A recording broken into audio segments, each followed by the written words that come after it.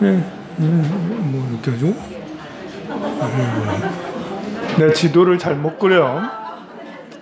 할 수 없어, 뭐 못 그려도. 그냥 알아보기만 하면 돼. 정말 많이 춥죠.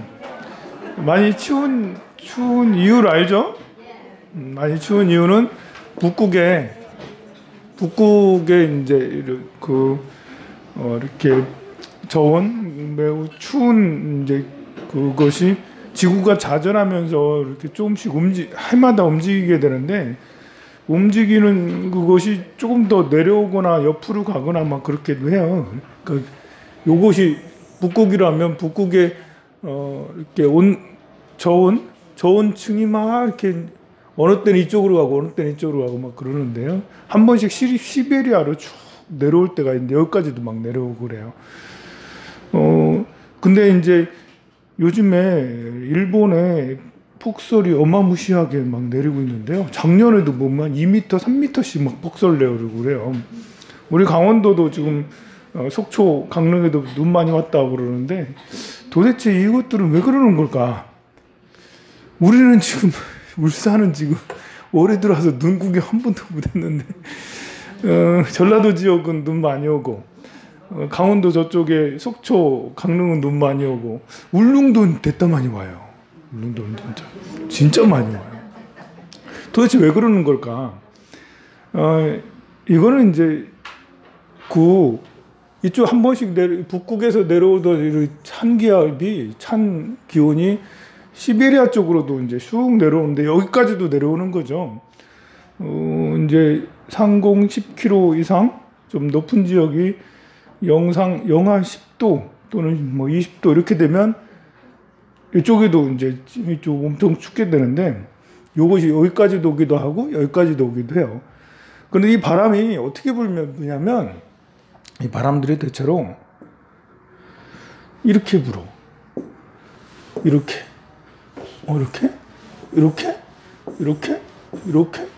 바람이 이렇게 분다는 거예요. 세로로 불어, 세로로. 이게 시베리아부터 내려오는데 이렇게 부는 게 아니라, 우리가 봄에는 이렇게 불거든요, 보면은. 그래서 이쪽에 있는 공기들이 이쪽으로 이제 와가지고 여기에 원전들이 엄청 많은데, 이 원전들이 문제가 되면 우리나라가 죽는다. 사실 이쪽에 중국의 원전들이 사고가 생기면 중국 본토 사람들보다는 우리나라가 더 왜냐하면 바람이 봄에 이쪽으로 불기 때문에 겨울에는 이쪽으로 이렇게 불거든요, 바람이. 그런데 이 내려오는 이 바람이 이쪽에 고기압을 형성을 하고요. 이쪽에는 고기압. 이쪽으로는 고기압 형성이 되고, 이쪽으로는 저기압이 형성이 돼요. 저기압이 형성이 돼요. 저기압이 형성될 정도, 보통 어느 정도냐면 태풍급이에요. 보통 980 헥토파스칼? 뭐 이래 되면 거의 태풍급이 되거든요. 이거보다 더 낮으면 960, 970 되면 태풍급인데, 이쪽에 있는 이쪽이 무슨 홋카이도 지역인가요? 북해도 지역에 이쪽에 좀 위에 있는 저기압들이 발달할 때 대체로 겨울에는 980, 970못, 970못, 엄청 센 저기압이 발달이 돼요. 이쪽 고기압이고요, 이쪽 저기압이고 그러는데, 이렇게 이쪽 고기압이니까 이쪽이 아무래도 춥고 막 그렇습니다. 그런데 이것이 세로로 이렇게 쭉 내려오잖아요. 여기에서 바다를 건너오면서 이쪽 바다랑 건너오면서 구름이 형성이 되는데, 바다는 따뜻하고 바람은 차갑고 하니까 눈구름이 형성이 되는 거예요. 서해에서 눈구름이 이쪽 와서 전라도 지역, 충청도 지역에 눈이 많이 오게 되고요. 우리 이쪽 본토 지역은, 경상도 지역은, 이쪽 울산 지역은 눈이 별로 안 와. 그럼 강원도 지역은 왜 많이 오냐?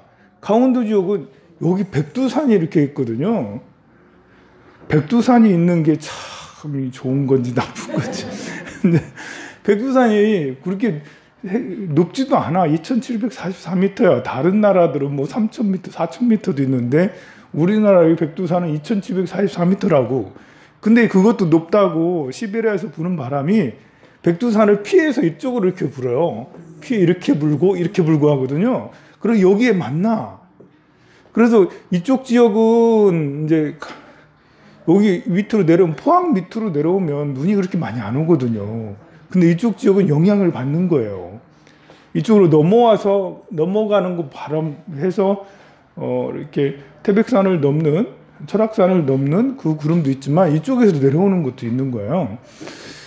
이 바람이 이쪽으로 이렇게 오면서 여기는 좀 비교적 넓어요. 서해보다. 서해에서 이렇게 오는 거는 우리 전라도, 충청도 지역에 눈을 많이 오게 하지만 바람이 이렇게 불어서 이쪽 북쪽 지역은 비교적 눈이 그렇게 안 많아요. 그런데 요 서해 지역을, 동해 지역을 건널 때는 동해 바다가 넓다고. 동해 바다 그리고 따뜻할 때가 있습니다. 근데 여기를 지나가면서 눈 구름이 어마무시하게 형성이 되면서 울릉도는 맨날 눈 많이 오는 거죠.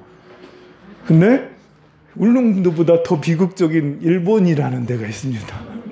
일본은, 우리나라는 이게 세로로 돼 있잖아요. 세로로 돼 있으니까 세로 바람이 불어서 이게 저항이 크질 않아. 근데 일본은 옆으로 돼 있어. 게다가 여기는 태평양이라고.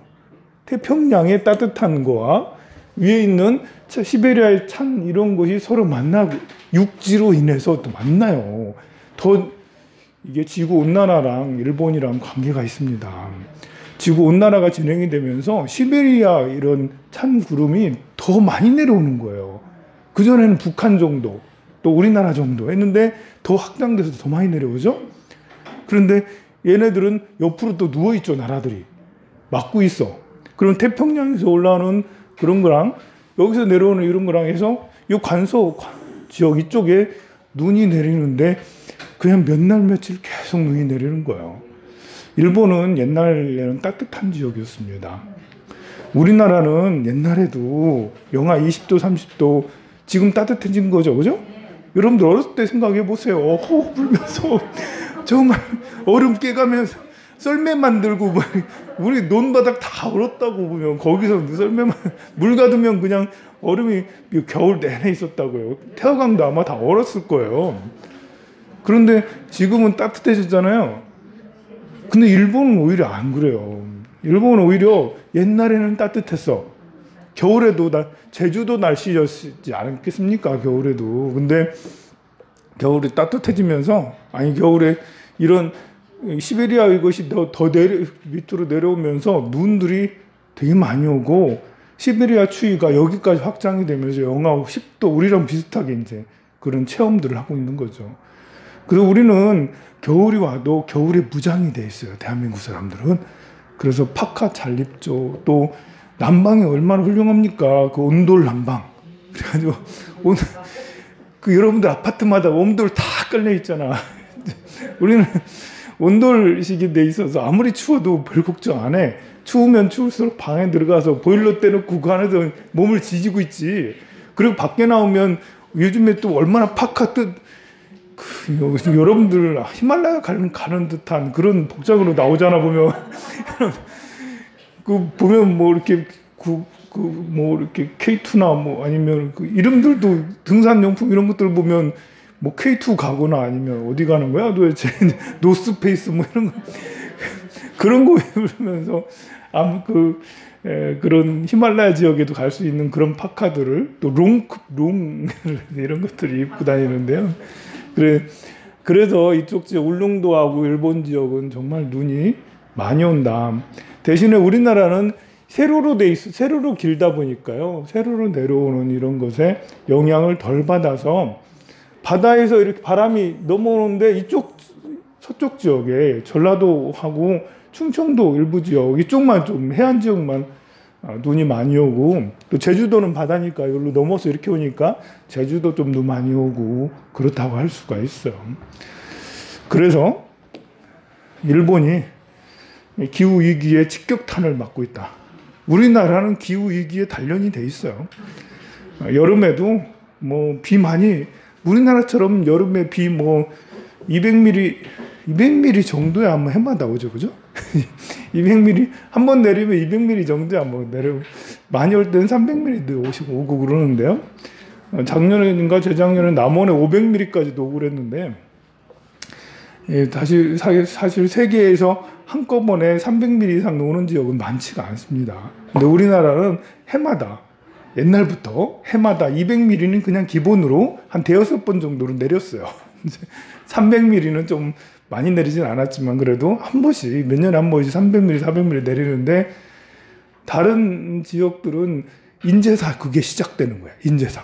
우리는 기후 위기를 오래전부터 겪었어요.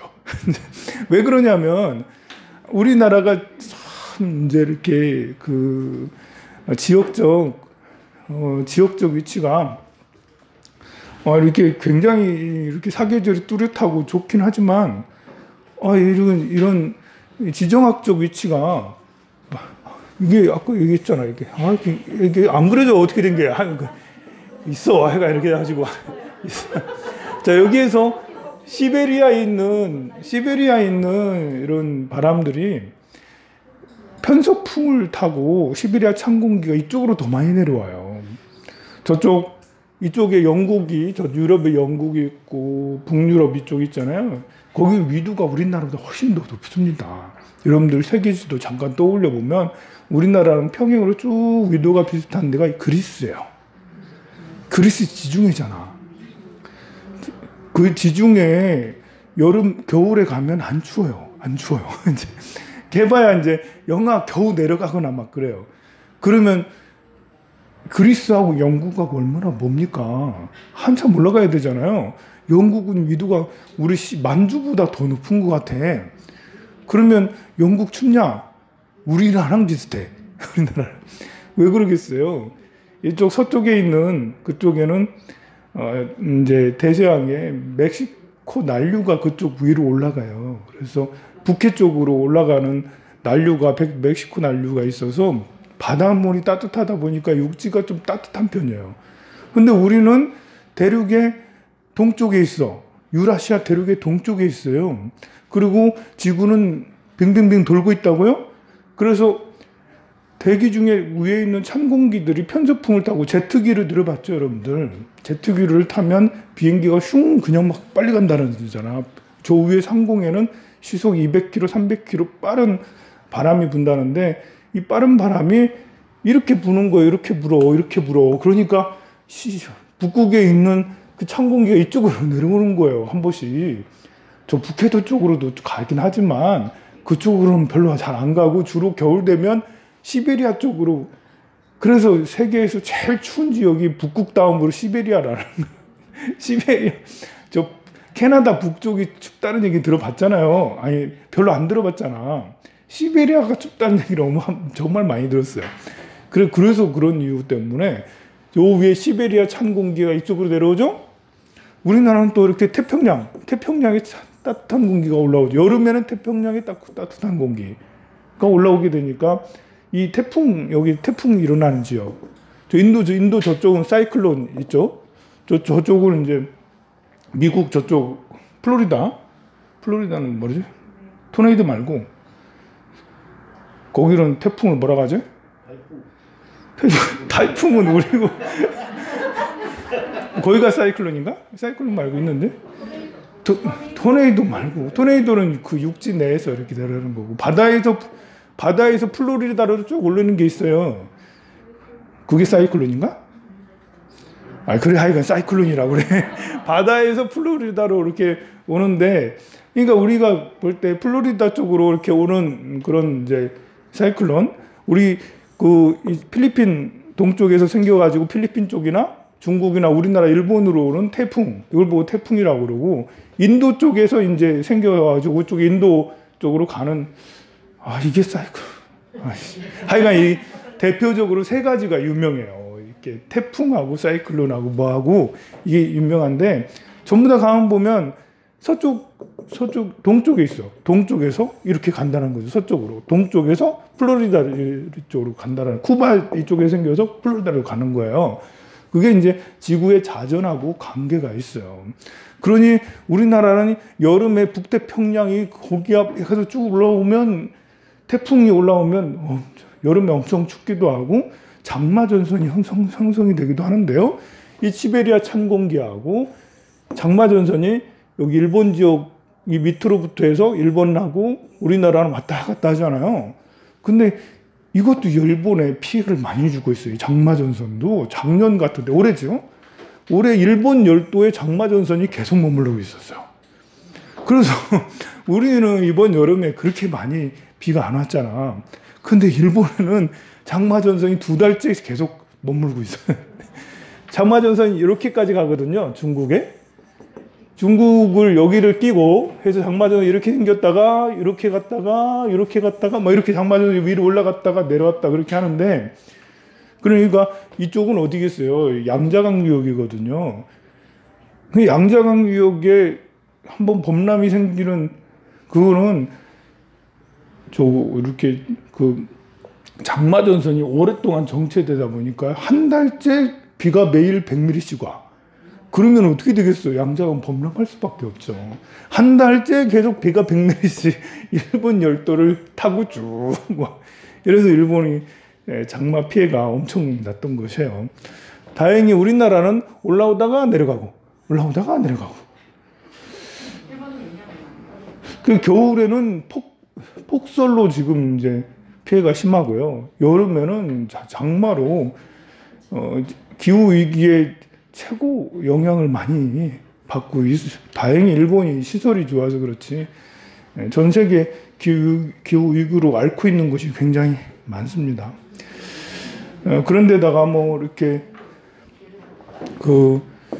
일본이 안고 있는 태생적으로 안고 있는 게 이제 환태평양 조산대 있죠? 환태평양 조산대. 환태평양 조산대는 칠레 이쪽 밑으로부터 해서 칠레 밑으로 이렇게 쭉 해서 북미로 해가지고 알래스카로 해가지고 여기 필리핀으로 해서 인도네시아 해가지고 호주, 여기가 호주인데요. 이렇게 쭉 돈 조산대가 있어요.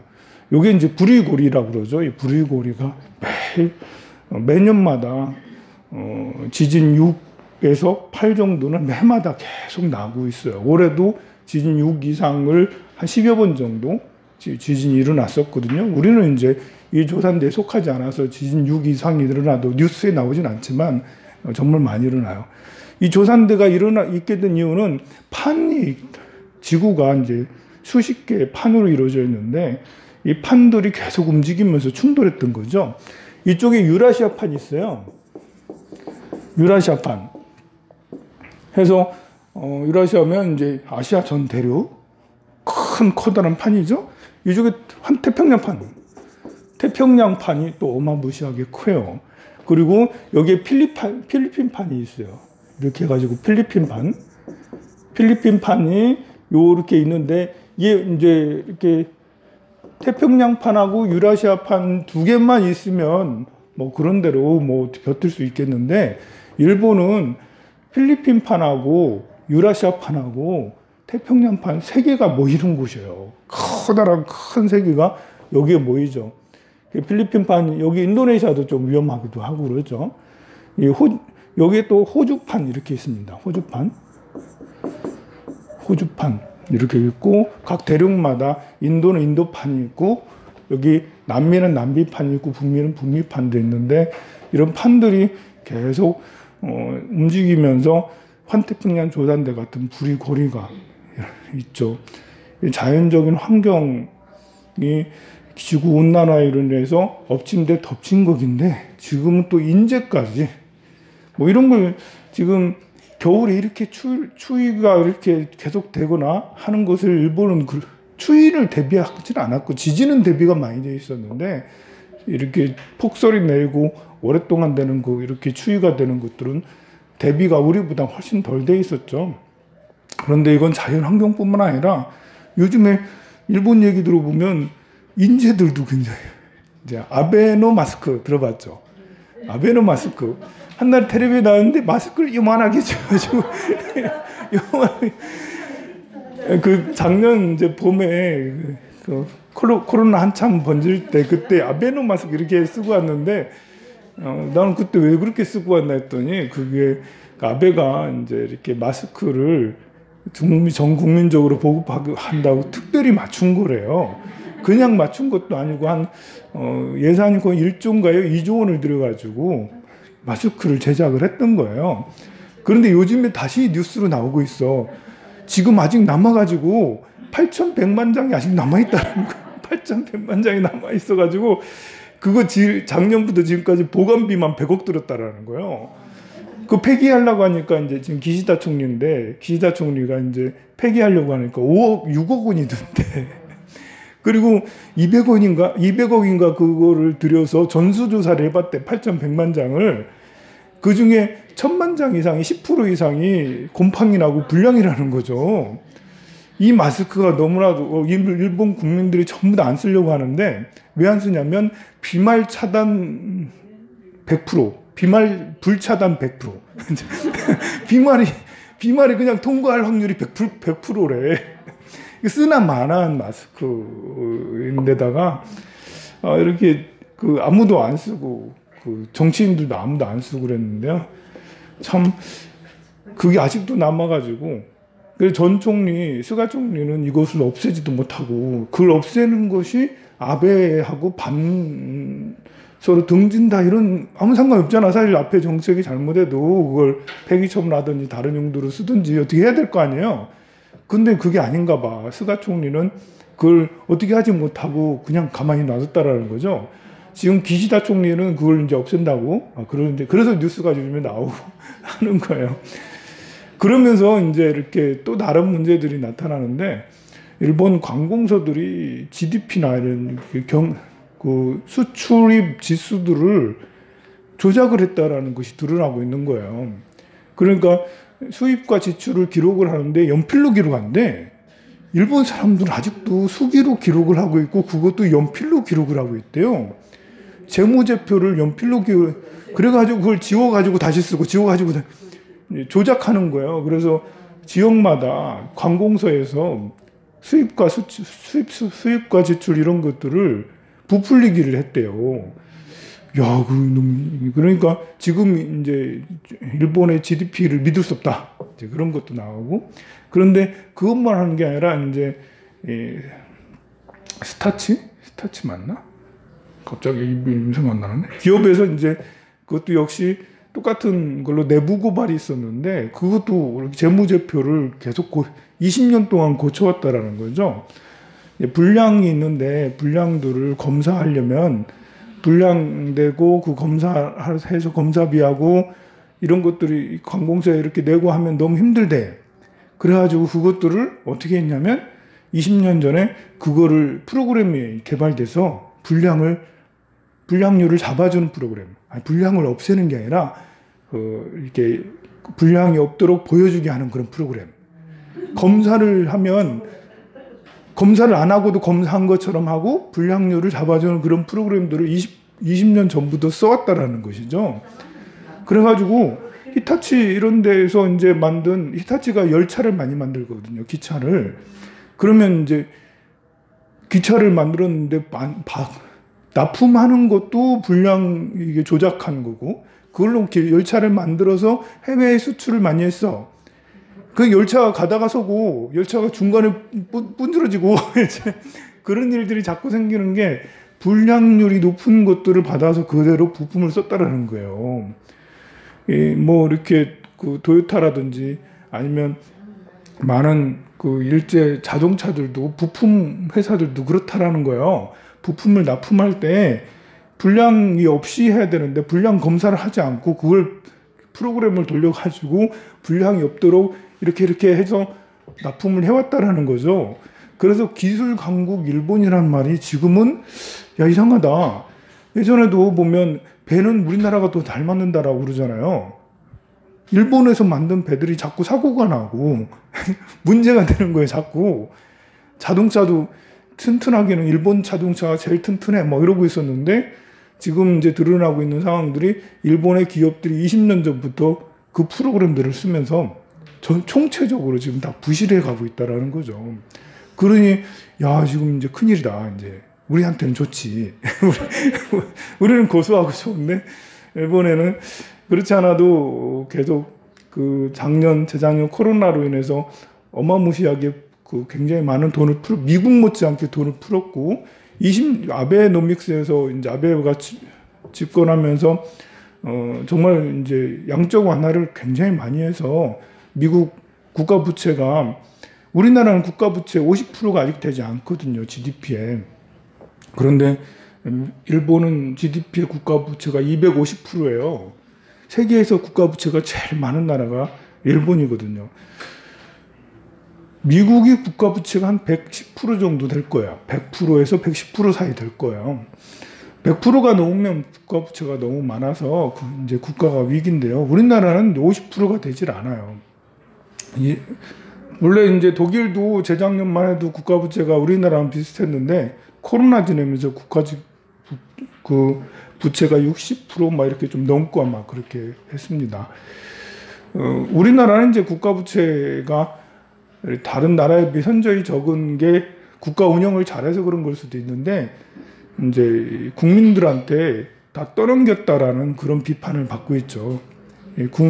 다른 나라들이 국가 부채가 높은 이유는 국민들한테 돈을 세금 많이 걷어도 국민들이 빚을 지지 않게 국민들한테 혜택을 많이 줬다, 정부가. 양적 완화 같은 그런 걸 하면서. 일본 같은 데가 특히 더 그렇잖아요. 이번에 코로나 때문에 정부에서 돈을 다 풀고 정부에서 재정 정책을 많이 해서 정부가 빚을 많이 졌잖아. 근데 우리나라는 그동안 지금까지 국민들이 빚을 지겠다, 정부는 빚을 별로 안 지고 국민들이 빚을 지겠다, 그런 이제 비판들을 많이 받고 있어요. 자, 일본은 국가 부채가 너무 심하고, 그걸 또 갚을 수 있는 것은 기술이나 어떤 이제 그런 건데요. 한 2년 전, 3년 전만 해도 일본은 로봇으로 선도해 나간다. 로봇의 어떤 경쟁력이 제일 강했고, 제일 잘을 만든다라고 그랬는데, 지금은 이제 우리나라가 지금 좀씩 추월하고 있고, 그 이후에 다른 4차 산업혁명도 2년 전, 3년 전만 해도 우리나라가 저 뒤에 이제, 제가 이제 작년인가 이제 뭐 이렇게 4차 산업혁명 얘기를 하면서, 자, 우리나라는 그 4차 산업혁명 대비를 너무 못했다. 28개 국가를 4차 산업혁명 그 준비가 되어 있는지를 지수를 조사해 봤는데, 28개 국가, OECD 국가 중에 우리나라가 28번째더라. 그런 말을 여러분들한테 막 하고 그랬을 거예요. 그런데 이제 그 사이에 많이 이제 그 상황들이 많이 바뀌어서 우리나라는 또 빨리빨리 잘하잖아. 많이 빨리빨리 따라오고, 이제 그 앞으로 전망이 굉장히 좋은데요. 일본은 다른 건 몰라도 지금처럼, 이 서류 조작, 지금 서류 조작 때문에 그 건의보살의 서류 조작 때문에 난리인데, 그거는 일본이 서류 조작을 정말 많이 해서, 서류 조작에 뭐 개인이 뭐 그렇게 하는 거야 한 것도 나쁘지만, 기업들이 해서 서류 조작이 만연돼 있다라는 거는 기업이 총체적 부실이 돼 있다. 올해 여러분들도 아직도 이제 일제하면 좋은 걸로 생각을 하고 있는데, 앞으로는 좀 생각이 바뀌지 않겠나. 그리고 이런 것이 정말 진짜로 그런 것이 밝혀지고 또 세계 이슈화 된다면, 일본은 신용이 땅에 떨어지고, 일본에서 만든 제품은 또 우리가 또 열심히 만들어서 또 팔고 그래야 되지 않겠나 싶습니다. 427페이지 분별 공덕품. 그때 모여있던 대중들이 부처님께서 말씀하시는 수명의 겁수가 이렇게 오랜 것을 듣고, 부처님 수명이 오래됐다는 것을 듣고 큰 이익을 얻었다. 좋은 말씀만 들어도 우리는 큰 이익을 얻어요. 어떤 보살님이 오셨는데, 보살님이 그동안 이렇게 무속 비슷한, 나는 무속인이라는 말을 쓰고 싶지 않은데 뭐라고 써야 되나?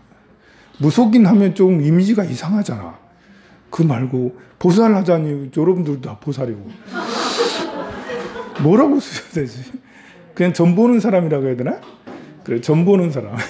점은 나도 봐주는데? 아니, 뭐라고 해. 어렵네요. 그래, 이제 그 보살님을 이제 많이 따라다니고 그랬는데, 대부분 이렇게 오랫동안 따라다니시는 분들이 몇 년 오래지 않아서 굉장히 혼돈스럽고 괴로워하고 막 그러는데요. 그거는 이제 그 보살법이, 그쪽의 보살 세계의 법이 이렇게 자체가 뭐 문제 있는 것보다도 그걸 이용하는 이용법이 안 좋죠. 이렇게 올바른, 그러니까 이야기를 듣고 머리가 맑아지고, 생각이 띄어지고, 그리고 자기 자존감이 높아지는 그런 것이 정상적이고 훌륭한 말씀이고 법이 합당한 거거든요. 그런데 그런 말이 아니고 들으면 들을수록 무섭고 뭘 해야 될 것 같고 이렇게 두렵고 무섭고 또 뭐가 있나요? 두렵고 무섭고 급해지고 성급해지는 거 있잖아요. 뭐 빨리 해야 될 것 같고.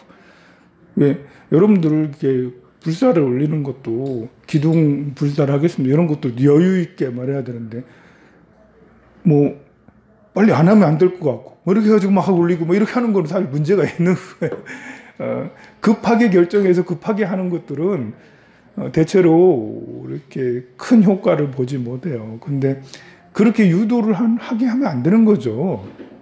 이제 본인이 지성을 가지고 무엇이나 아니면 봉사 이런 것들을 이렇게 스스로 좋은 자존감을 가지고 했었어야 되는데 그렇지 않고 늘 이렇게 불안하고 두렵고 그리고 급하고 막 이래 되니까 이제 나중에는 건강까지도 이렇게 다 부실해지게 되고 그러면서 빠져나오려고 해도 간단하잖아. 빠져나오는 거. 인연을 안 가지면 되는 거 아니에요? 인연을 안 가지면 전화 차단해놓고 다시는 안 만나야지. 이제 이렇게 정법으로 된 그런 데는만 가야지. 이렇게 하면 되는데 그게 또 안 되는가 봐요. 안 되는 이유가 여러 가지가 있겠지만 이제 많이 몸과 마음이 부실해지면 이제 내 마음이 홀로서 있지 않고 그 사람의 영역에 내 마음이 포함되어 있는 거예요. 그러니까 자꾸 이렇게 뭐라고 얘기하면 또 가야 될 것 같고 이렇게 되는 이런 일들이 생겨요. 자, 여기서는 부처님의 수명이 오래됐다는 것을 듣고 큰 이익을 얻었다. 이제 부처님의 가르침이 이야기를 듣고 큰 이익을 얻도록 무엇보다 중요한 것은 자존감이 굉장히 높아지고 나 자신의 자아가 일단은 커져야지. 그리고 다른 것으로 인해서 흔들리지 않는 마음을 갖도록 하는 그것이 이제 부처님의 진실한 가르침 아닙니까? 미륵보살 마하사에게 말씀하셨어요. 알다요? 내가 열애의 숙명이 오래된 것을 말할 때 680억 날을 다 중생들이 무생법인을 얻었다. 이렇게 이제 인식의 전환만 가지고 한 생각 바꾸는 것만으로도 이렇게 많은 중생들이 무생법인을 얻었다라는 거잖아요. 부처님은 그냥 중생이야. 부처님은 뭐 지금 우리랑 보는 게 똑같아. 별반 다른 사람이 아니야. 옆에 이웃집 할아버지나 뭐 별반 다르지 않지. 이렇게 생각하는 게 아니고 부처님의 수명은 무량하고 부처님의 원력은 무한하고 부처님의 위실력, 신통력은 가히 없다라는 것을 듣고 믿는 것만 해도 생각이 변한다는 것만 해도 중생들이 무생법인을 얻는다라는 것입니다. 이런 거는 이제 이렇게 기독교인이 많이 이용하죠. 이제 비슷한 게 있어요. 하나님을 믿는 것만 해도 무생법을 얻었다. 여기서 하나님을 믿는 거하고 여기에서 부처님을 믿는 거하고는 거의 그 느낌이 비슷합니다. 그래서 대승불교에서 법화경에서 말하는 이런 그 신앙, 부처님에 대한 신앙은 하나님에 대한 신앙하고 거의 유사하다고 할 수가 있어요. 제가 하나님에 대한 신앙이 나쁘다는 게 아니고, 이게 부처님에 대한 신앙이 오염됐다라는 게 아니라, 오히려 하나님에 대한 신앙이 굉장히 좋다라는 거예요. 잘만 되면. 법화경의 말씀처럼, 이렇게 부처님의 수명이 무한하고 오래됐고, 그 부처님에 대한 원래 근본적인 그런 것을 확실히 믿기만 해도 무생법을 얻었다. 그러니까 하나님에 대한 신앙, 여호와에 대한 신앙이 제대로만 돼도 이거는 큰 가치가 있고 여기서 말하는 법화경의 신앙하고 크게 다르지 않을 만큼 대단히 중요한 거다. 그것만 해도 무생법인을 얻는다라는 거죠. 근데 그것이 이제 어떻게 믿느냐? 그런 불교도 똑같은 물음표를 가져야 되죠. 부처님을 어떻게 믿느냐? 부처님을 천지창조의 그런 걸로 믿느냐? 하나님을 부처님처럼 그런 사람이, 이게 부처님이란 정의를 우리가 뭐냐, 이게 부처님. 부처님을 하나님 같은 걸로 보느냐 아니냐, 더 높은 걸로 본다면 그럼 뭐가 더 높는 거냐? 이게 우리가 부처님에 대해서 알아야 되는 거죠. 기독교인들도 하나님에 대해서 제대로 알아야 되는 거죠. 그냥 우리가 생각하기에 천지